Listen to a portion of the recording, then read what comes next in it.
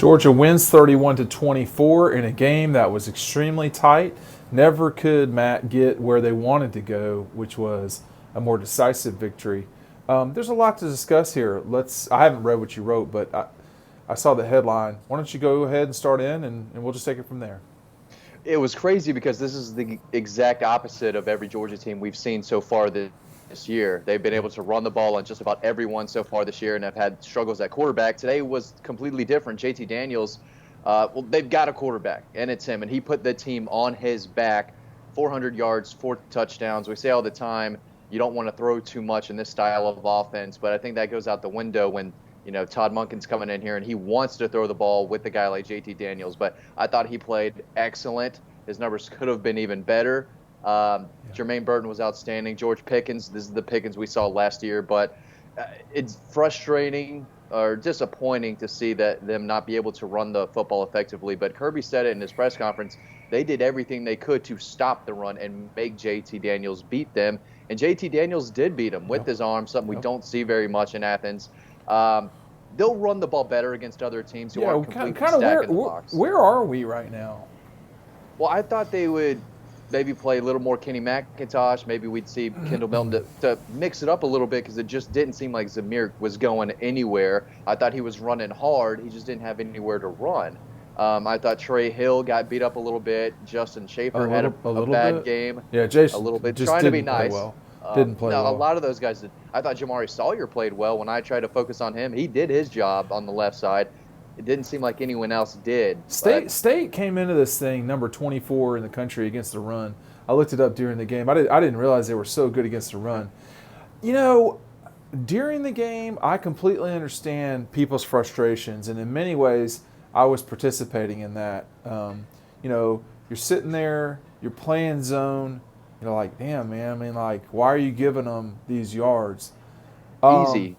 Yeah, easy yards. Yeah. And State just didn't make mistakes. No. And the 2 times, one and a half, that Georgia had an opportunity to pick the ball off, they didn't. One pick it changes this game dramatically. So I think the frustration from Georgia people were, why can they not stop State? Number 2. What's going on with this run game? Take them both at, first of all, State, I think, did play well tonight. Not as well as they did against LSU, but they played the sport that they were playing at this time. They weren't going to play Georgia's football. They were going to play State's football, and that's it. But they couldn't win. I mean, like, the problem was that the better team won. It just didn't win in the way that you wanted it to. Were there red flags?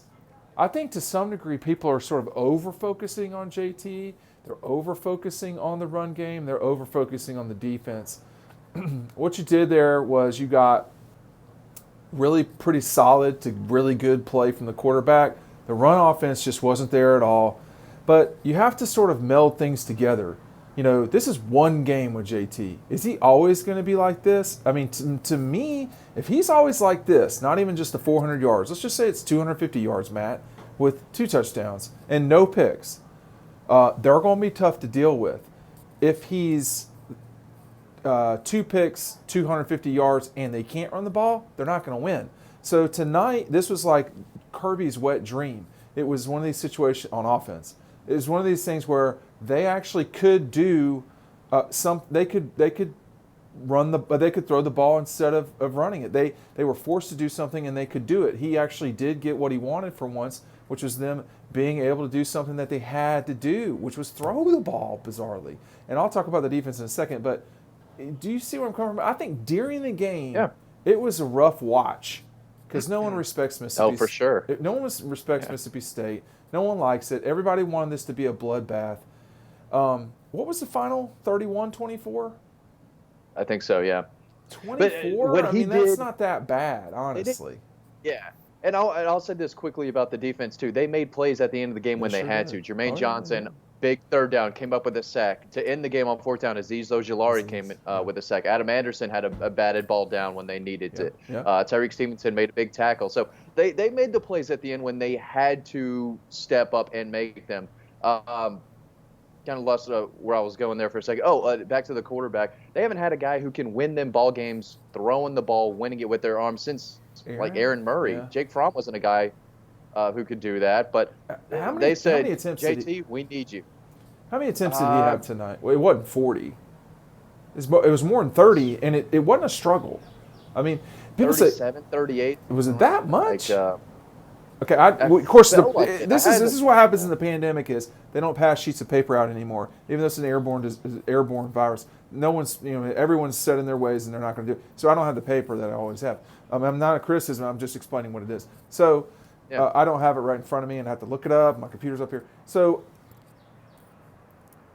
my concern in this whole thing was the way they played defensively. But I also know those planes, man. I'll tell you what, them planes that fly over Sanford, it's enough to scare you. It's enough to let you know. Hey, anyway, people aren't going to understand. Knows what he's doing. Yeah. Mike Leach and that offense knows what they're doing. They do, and you have to.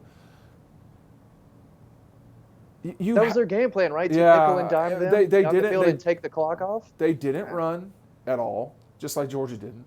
And the difference is we know Georgia can run, and we knew State was going to do this. I'm talking about for the future. So basically, Kirby and them had to say, all right, we're going to play zone basically the whole game. A couple times we'll play man, and then they scored a touchdown. So for me personally, I don't know that it was so horrible on defense. It is a little bit like he said, playing tech. Like, you're going to have to stop them on third down. Like, there's not going to be these. And that was it. Yeah. They couldn't get off the field in the first half, and they ate the clock up. They had the ball for, it felt like, the whole first half. They did. They had that for the first half of the first thing. quarter. I mean, they had the whole thing. Hey, how many and first downs.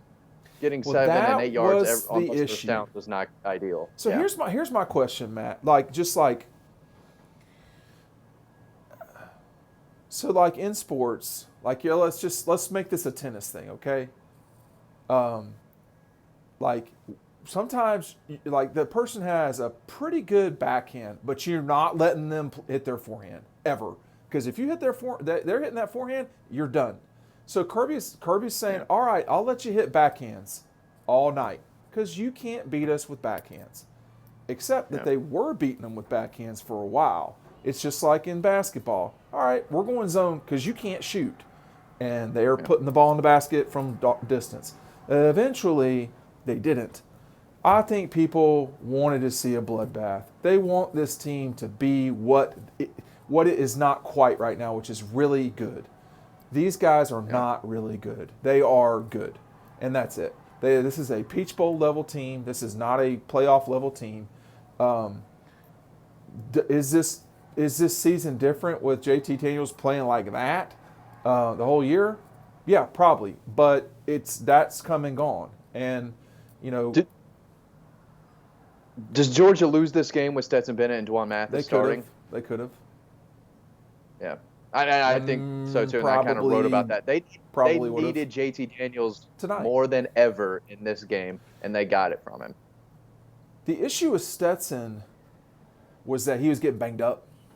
Okay? Yeah. He's got to the point where he was just banged up, all right? And Kirby reminded us that again in the presser. He doesn't want anyone to get that. Well, he's right. I mean, like if JT was banged up the whole time before this. So what we got to think about here is what is reality? Reality is the defense didn't play as well as you wanted to against the pass. The run game was non-existent, which is unacceptable. Okay, period. Yep.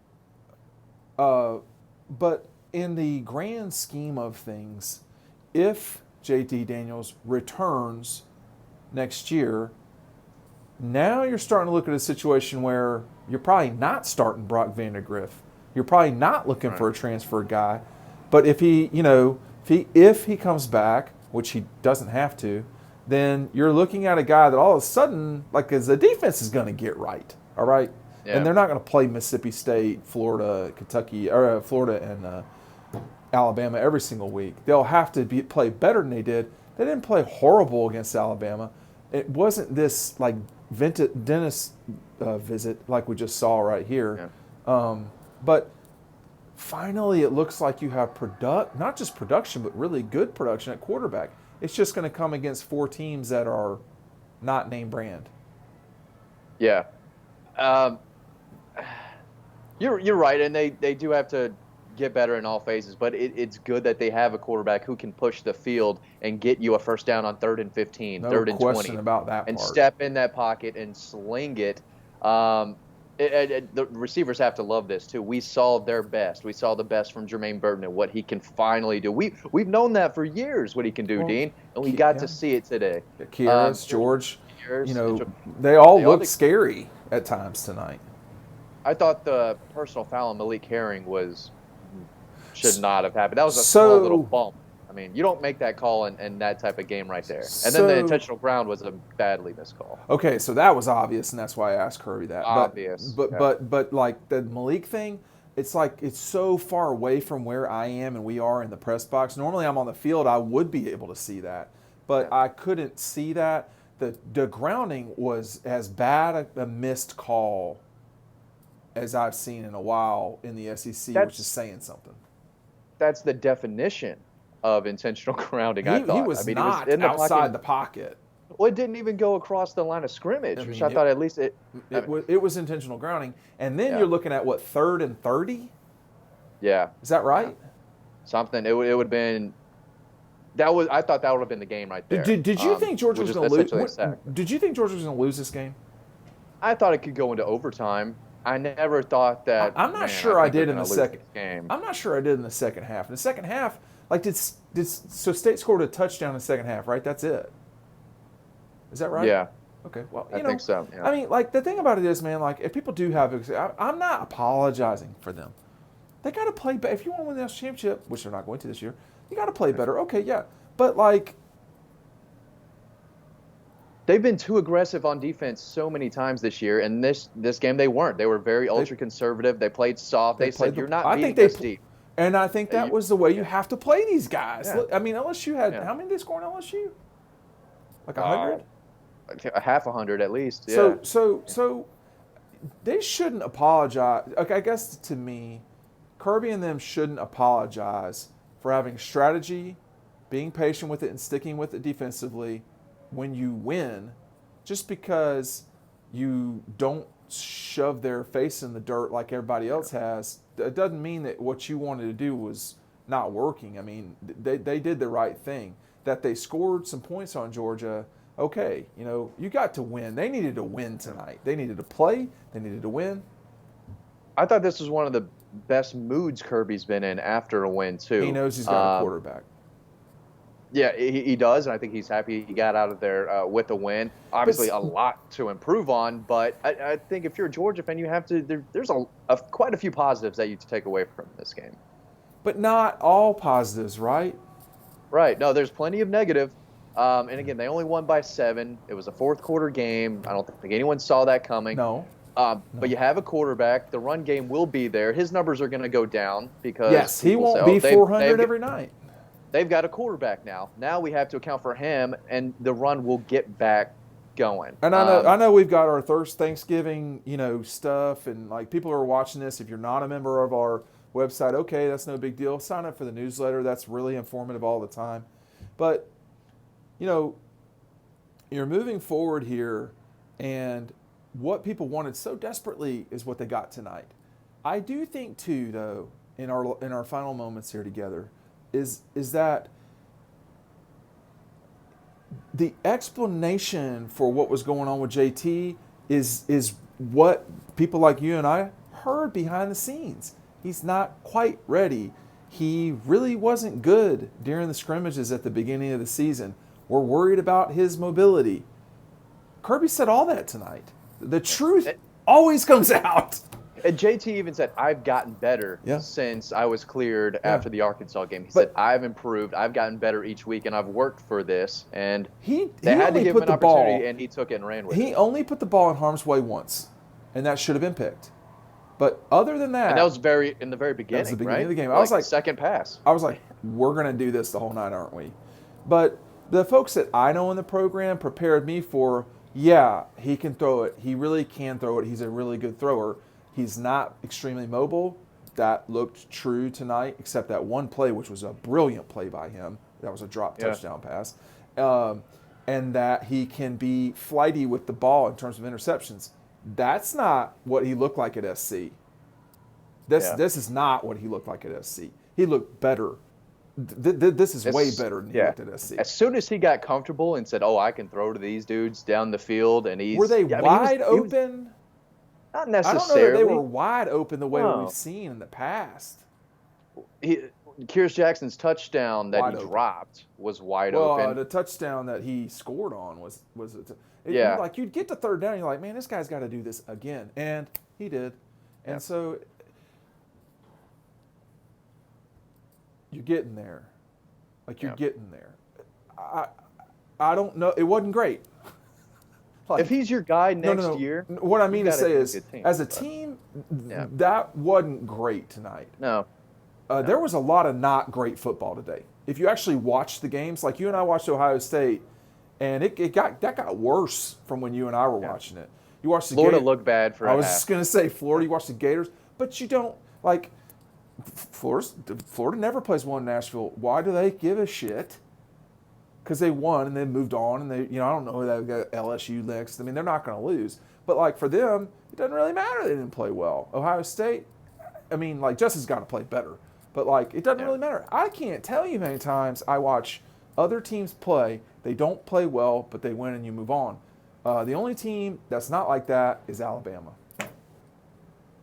They're as healthy and complete as anyone. Well, with the exception of Waddle, they are way better than everybody else.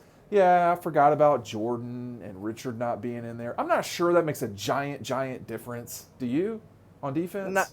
Not when you have other 5 stars there who are supposed to replace them and all across the defense. They're so much more talented than Mississippi State. They should have won by more. Mississippi State didn't make mistakes. Yeah, their best players opted out weeks ago. I mean, they did not make mistakes. Yeah. The freshman played well. He made some really nice throws. South Carolina it won't be the same for them. I know you. South Carolina can run on Georgia a little bit because I like Kevin Harris, the running back, a lot, but they're not throwing the ball on Georgia at all. This is a situation where if you were leaving Jacksonville, and people were like freaking out like they always do.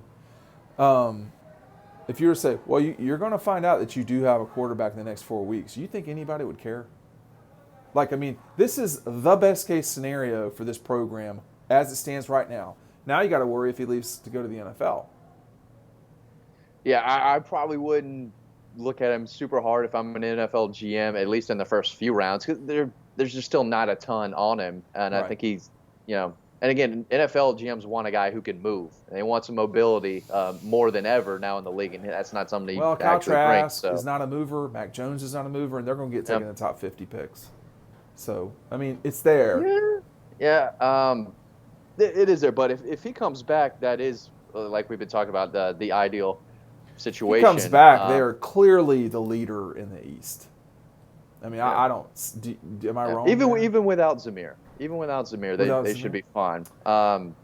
But you come to this game, people have got to be pleased that they had a guy come in and chunk it around the way that Aaron Murray used to. Because Jake Fromm didn't do this. They depended on this guy tonight. And so many third and longs, third and medium, third and longs that he threw and converted. Stetson's not doing that. Dwan's not doing that. If you got in 3rd and 5 or more, you were in big trouble with those guys. JT's out there slinging it around, throwing touchdowns on 3rd and 20. Here's my question, okay, is that can the run game pick up JT when JT doesn't play well? Because inevitably, Justin Fields today, guys don't play well at quarterback. I mean, that happens because it's a guy. These guys aren't supermen. So inevitably, they can't depend on him doing this all the time. He did it tonight against Mississippi State. In the future, if he's still around, he's going to have to do it against the Gators, Alabama, Clemson. These are not chumps, and they're not Mississippi State. Although the Mississippi State defense was pretty good, I got to say. You have to give Kirby credit for getting JT Daniels in the summer and making that call and going to get him. Yeah, he made sure to point that one out too, didn't he? He did, and I thought, you know what? Yeah, I guess he's got kind a of right. point. Yeah, he's got a point. He's got a little bit of a point. So I'd say JT Daniels, they're really stuck in this situation. Again, he needs to be telling JT, hey, you come back one more year with Todd Monken next year. That's could a be different ball game. Yeah, he could be a top 50 guy then. Because like right now, I think there's so many guys out there who will get picked before them just because they played more and experience matters. Now, next year, on the other hand, all those guys are gone. I don't know what the draft class is in 22, after this great group has gone through. But JT could be one of the top guys there. But, again, another year under Todd Monken, the offense could be really good next year. Could be. Run game's got to pick it up. The defense, I'm not as sure I'd be freaking out on that front because I think they had a strategy. The strategy paid off. It was just painful to watch. We'll see with Carolina. I mean, Mike is not going to want to do what happened tonight. I mean, Mike's going to want to go vertical and all this stuff. And Kirby was basically saying to State, you're not going vertical. Yeah. You want to go down the field, you're going to earn it. Well, guess what they did? Like 3 drives. They didn't get any cheap points tonight, Mississippi State. There were no cheap anything. They were long drives. They were. They did a good job. Marched them, yeah. So a lot of that was scheme. Georgia, if you want to beat Georgia, you have to throw the ball down the field vertically, and that's what Alabama and Florida did. He said, Mississippi State, you're not doing that. You can get 5, 6, 7 yards here at a time, 9 or 10 occasionally, but you're going to march down the field. You're not getting behind us. It's tough to march down the field. As my old friend Dustin Lucky used to tell me, it's hard to go 80 yards. It's hard to go 80 yards. We'll see you a little bit later this week. Thanks for watching. Please click on the newsletter to subscribe.